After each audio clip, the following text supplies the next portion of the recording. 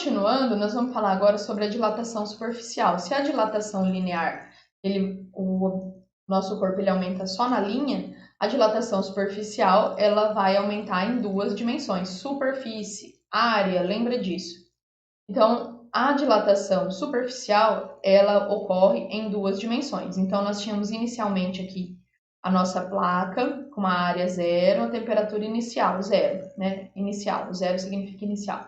Então, depois aqui ela está numa temperatura T e tem essa outra área. Então, essa área achurada é a variação da área. Então, o que é a variação? É o que aumentou. Laia, tá difícil hoje, hein? É a que aumentou. Só que, como que a gente vai saber quanto vale o coeficiente de dilatação superficial? É só multiplicar por 2 o coeficiente de dilatação linear. Então, ó, as equações elas são bem parecidas, só que ao invés de variação do comprimento, agora a gente tem a variação da área, a área inicial, o coeficiente de dilatação superficial, que depende do material, e a variação da temperatura. Essa aqui permaneceu a mesma, né? Então, a variação da área é a área final menos a área inicial. Então, ó, vocês têm que saber o coeficiente linear do corpo. Se você sabe, é só multiplicar por 2, você vai ter o coeficiente de dilatação superficial do material. Então, de forma análoga, a dilatação volumétrica ela é a mesma coisa. Assim, né? A mesma coisa que eu digo, as equações são muito parecidas. Então, olha essa daqui. ΔL é igual a L0 vezes alfa vezes ΔT.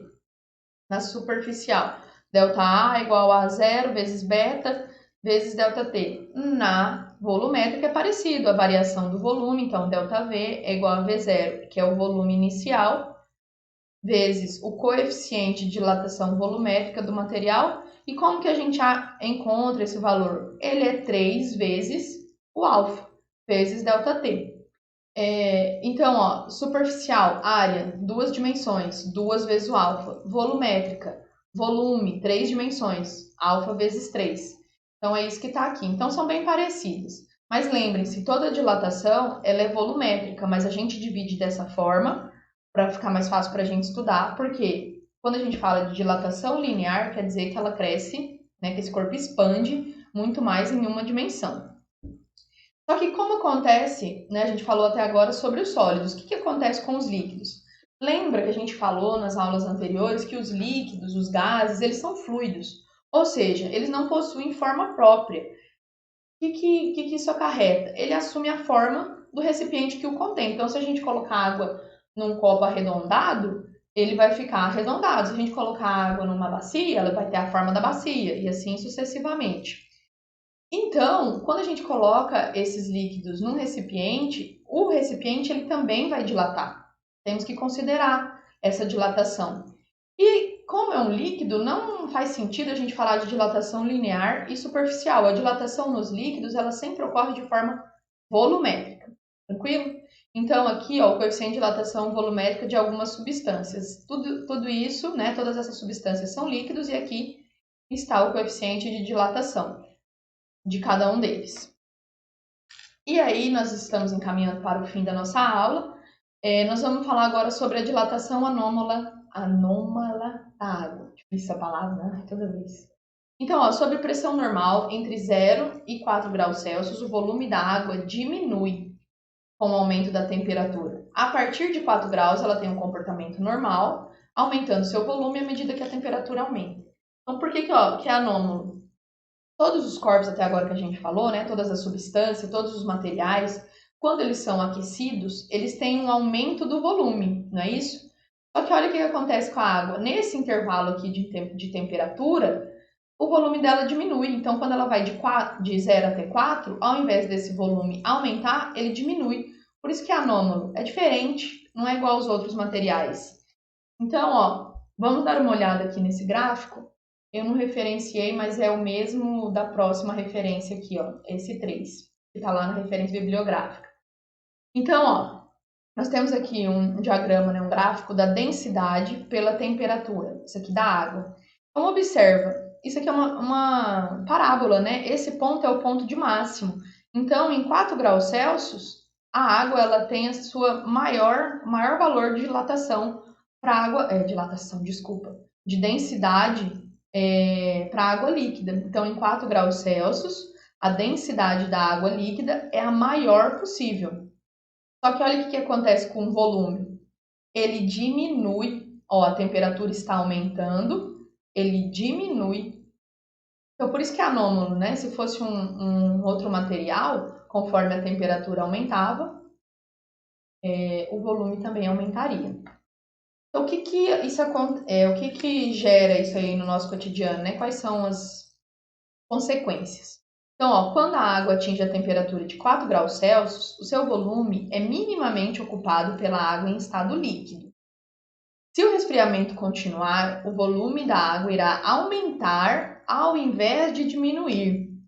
Então, quando a água atingir 0 graus Celsius, o volume da água terá crescido grandemente, enquanto o seu recipiente terá reduzido suas próprias medidas, ocasionando uma ruptura. O que nós estamos falando aqui com tudo isso? É o tal do estourar a garrafa, estourar a latinha, ou a nossa garrafa do tereré diário, né, do nosso dia a dia. Quando a gente coloca a garrafa d'água muito cheia, o que acontece com o fundo da garrafa? Ele não distorce, ele não fica estufado, né, vamos dizer assim. Então, é por conta desse comportamento anômalo da água. Outra consequência desse comportamento é que não acontece o congelamento do fundo dos rios em regiões muito frias. Por quê? A água começa, né, a resfriar, e aí quando essa temperatura vai se aproximando de 0 graus Celsius, a densidade diminui da água. Então, essa água fria ela vai subir em razão do empuxo, uma força, né, que a gente aprendeu lá no primeiro ano.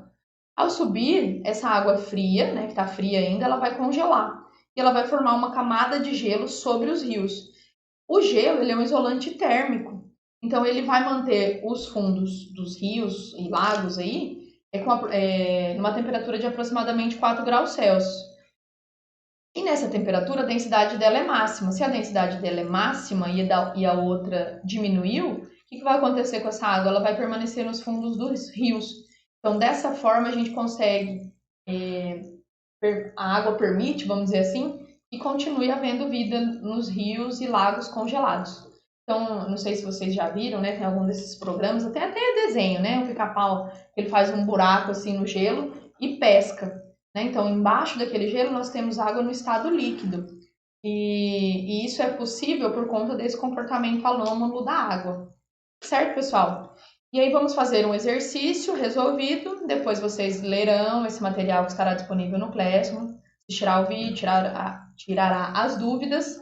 Então, essas semanas eu vou continuar com o conteúdo. E lembra que a próxima atividade nós vamos fazer no Google Forms, de todo esse conteúdo que a gente vai ver até aquele momento. Mas eu vou avisando vocês via WhatsApp, via Classroom, qualquer dúvida eu estou à disposição. Então, bora lá para o nosso exercício resolvido. Então, ó, uma barra de ferro tem, a 10 graus Celsius, um comprimento de 5 metros.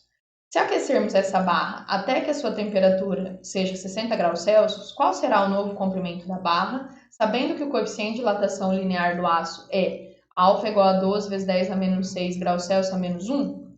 Então, ó, nós temos essa situação. Inicialmente, a barra tem um comprimento de 5 metros e a temperatura inicial dela é de 10 graus Celsius. Professor, você falou T, agora mudou para delta teta. Mesma coisa, tá, pessoal? Não tem problema, depende do livro, do lugar que você está estudando. Então, ó, inicialmente a temperatura era 10 graus Celsius, essa barra foi aquecida até 60 graus Celsius. Ele quer saber qual vai ser o novo comprimento da barra. Então, ele quer o L final. Então, vamos lá, ó. Então, a temperatura inicial é 10, a temperatura final é 60. De quanto foi a variação de temperatura? A variação de temperatura é a final menos a temperatura inicial. Então, é 60 menos 10. Então, a variação da temperatura foi de 50 graus Celsius. Inicialmente, a barra media 5 metros. Então, ó, então é 5, tá? Não é 5.000, porque é uma vírgula aqui, ó. Inicialmente, a barra tinha 5 metros. Então, bora lá. A variação do comprimento é igual a alfa vezes L0 vezes delta teta. Lá no nosso slide estava delta L é igual a L0 vezes o coeficiente de dilatação linear do material vezes o delta T. Mesmíssima coisa. Então, aqui ele deu, né? Falou que era aço, o coeficiente de dilatação do aço é esse, então tá aqui, 12 vezes 10 a menos 6. O comprimento inicial era 5 metros, tá aqui, vezes 50. O que é esse 50? A variação da temperatura. Professor, eu posso colocar tudo junto, assim, né? Eu posso não resolver dessa forma? Pode, tanto faz. Então, aqui nós fizemos, fez as multiplicações, né? As multiplicações foram feitas, chegamos nesse valor. Então, isso aqui é o aumento, é o ΔL, 3 vezes 10 a menos 3 metros, que é a mesma coisa que 3 milímetros. Então, aqui, ó, o ΔL está em metros, né? Ou é 3 vezes 10 a menos 3, ou 0,003, que é a mesma coisa que 3 milímetros. Nós queremos saber o comprimento final. Então, para saber o comprimento final, não é só somar o quanto ela media com o aumento. Se a gente somar o quanto ela media mais o aumento, teremos o comprimento final. Então, o comprimento final dessa barra vai ser de 5,003 metros. Então, pessoal, por hoje a gente fica por aqui. Bons estudos. Então, como eu disse, leia o material, assista as videoaulas, tirem dúvidas. Então, até a semana que vem. Tchau, tchau.